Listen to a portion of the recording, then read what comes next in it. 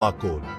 यह गांव हरे भरे खेतों और आम के बागों से घिरा हुआ था। दिन में यह गांव बहुत शांत और साधारण लगता था, लेकिन जैसे ही सूरज ढलता, गांव के लोग जल्दी जल्दी अपने दरवाजे खिड़कियां बंद कर लेते थे। कारण था गांव के बाहरी हिस्से में स्थित एक पुराना कुआं, जिसके बारे में कहा जाता था कि वहां एक भूत का वास है। गांव में यह कथा पीढ़ियों से चली आ रही थी।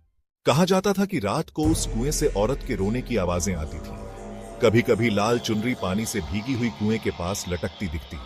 कई लोगों ने कसम खाकर कहा था कि उन्होंने आधी रात को कुएं के पास सफेद कपड़े पहनी औरत को देखा है, जिसके लंबे खुले बाल थे और चेहरा ढका हुआ था। गांव का माहौल डर और अंधविश्वास से भर गया था। बच्चे कुएं के पास से निकलने से डरते थे और बड़ों ने उसे शापित जगह मान लिया था। गांव में एक लड़का था, राजू। वह पढ़ा लिखा था और शहर में कॉलेज जाता था।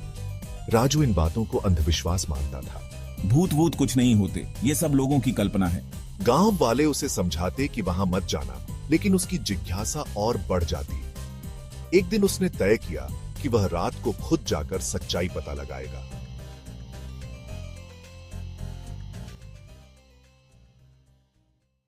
अमावस्या की रात थी। पूरा गांव अंधेरे में डूबा था। राजू अपने हाथ में लालटेन लेकर धीरे धीरे कुएं की ओर चला। हवा ठंडी थी, पेड़ अजीब सी सरसराहट कर रहे थे। दूर कहीं उल्लू की आवाज आई।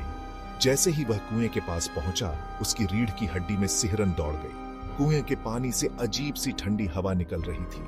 तभी अचानक उसे एक धीमी सिसकियों की आवाज सुनाई दी। कि कौन है? अचानक पानी से एक सफेद साया बाहर निकला। लंबे बाल, लाल आंखें और खून से भीगी हुई चुनरी। वह औरत धीरे धीरे उसकी ओर बढ़ने लगी। राजू के हाथ पांव कांप गए। उसका दिल जोर जोर से धड़क रहा था। मुझे न्याय दो, मुझे न्याय चाहिए। अगले दिन राजू ने यह बात गांव के बुजुर्गों को बताई। पहले तो किसी ने उस पर विश्वास नहीं किया, लेकिन फिर गांव के पुजारी और कुछ साहसी लोग उसके साथ कुएं पर गए। वहां उन्हें कुछ पुराने सामान मिले।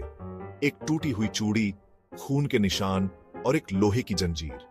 यह सब देखकर गांव वालों को शक हुआ कि रूपा की मौत एक हादसा नहीं थी, बल्कि हत्या थी।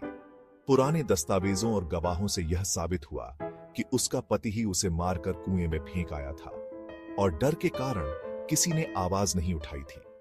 Pause for transition. गांव वालों ने मिलकर मंदिर में पूजा करवाई और रूपा की आत्मा की शांति के लिए यज्ञ किया। जब यह सब पूरा हुआ तो कहा जाता है कि उस रात आखिरी बार कुएं से रोने की आवाज आई और फिर सब कुछ शांत हो गया। गांव वालों का मानना है कि रूपा की आत्मा को आखिरकार शांति मिल गई। अब वह कुआं गांव वालों के लिए डर की जगह नहीं रहा, बल्कि एक सच्चाई का प्रतीक बन गया कि अन्याय चाहे कितना भी पुराना क्यों न हो, सामने आकर ही रहता है।